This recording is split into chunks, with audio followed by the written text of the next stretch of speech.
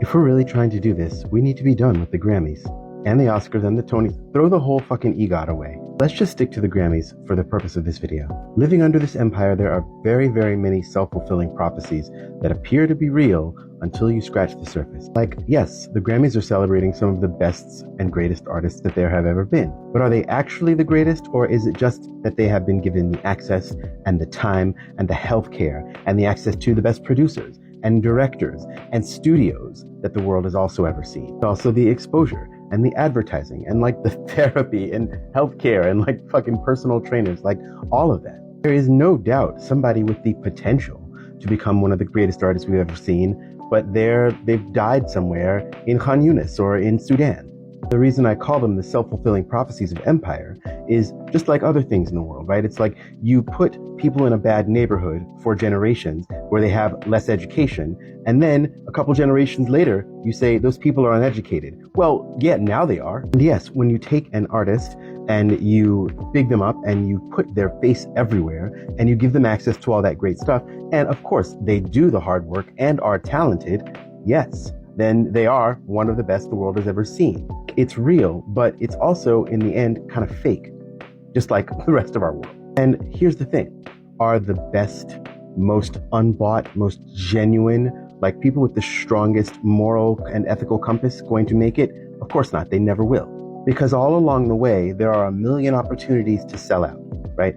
Either intellectually or ethically or financially, or just being in a room with people you know are shitty, doing shitty things, and you're like, well, it's going to cost me my career if I say anything because they're really powerful, and so you go along to get along, and then you have been bought spiritually. Don't get me wrong, there are some artists who have made it with basically their souls intact, but even now they're still getting boycotted and black, like Roger Waters from Pink Floyd, like is still to this day losing money and like having shows canceled because of claims of supposed anti-Semitism because he stands against is fake. Furthermore, did you get to vote on the Grammys?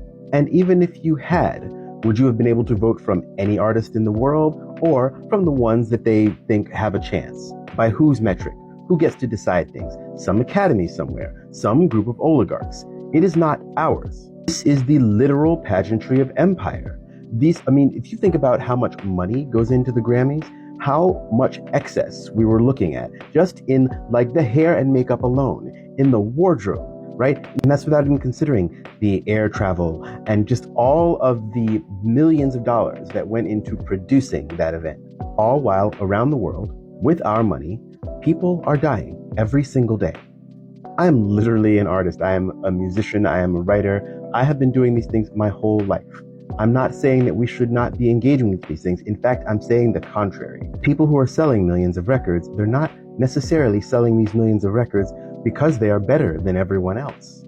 We have been hacked, right? We all like to be part of a thing that seems huge, to be part of a big spectacle and share those experiences with each other. But we also are not very good at supporting those around us, at looking at the artists that you personally know and going, you know what, I'm going to give them my $20 instead of buying the t-shirt of some, million selling platinum artist. It's going to seem a strange metaphor, but bear with me. Before Timothy's World Coffee and then Starbucks took over the coffee scene, there were a bunch of, at least in New York City, there were a bunch of different individual little coffee shops.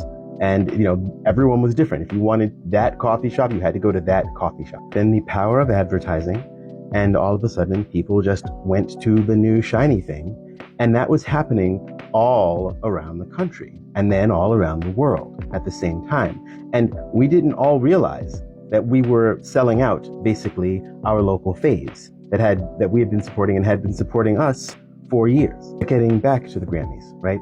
The artists who make it usually are essentially tied up, gagged, and bound on very short leashes if they even make it into that room. Mass market, big business, commercial pop music has basically become the circus without the bread.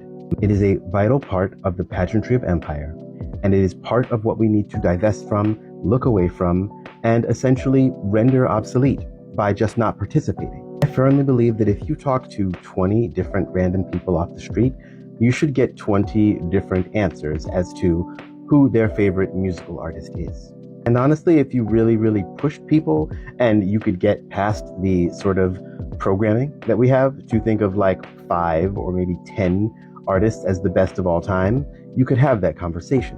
If you need a reason, right now, any artist that hasn't spoken up, at least to the degree that like Annie Lennox did, about what's going on in the Middle East, they are complicit. They have the power to reach millions with a tweet, with an Instagram post, and they haven't.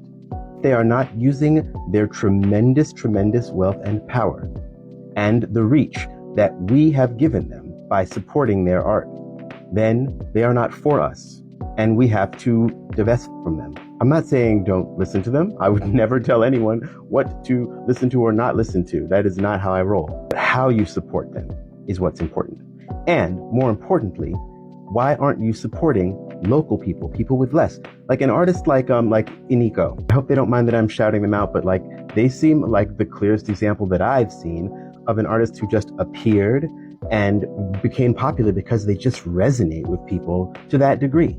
And there are lots of other artists like that out there who we chose. Because of social media being the way that it is now, because of self-publishing, we can go right to each other. If somebody earns 1 million followers, 2 million, 10 million, because people just like them that much, that's how it should be. To the work of change making, of revolution, or whatever you want to call it, it's in the mind and it's in the heart. I have a great many favorite famous artists, but now at this point, I am throwing my weight behind, my support behind, bigging up like the people who are coming up, people who I just see doing their thing. Art, music, culture, science, innovation, none of this belongs to the overculture. They've just captured it and then packaged it and sold it back to us. As we get free, we need to tell them, no, I'm good on yours. I've got my own. We have our own. So respectfully, fuck the Grammys.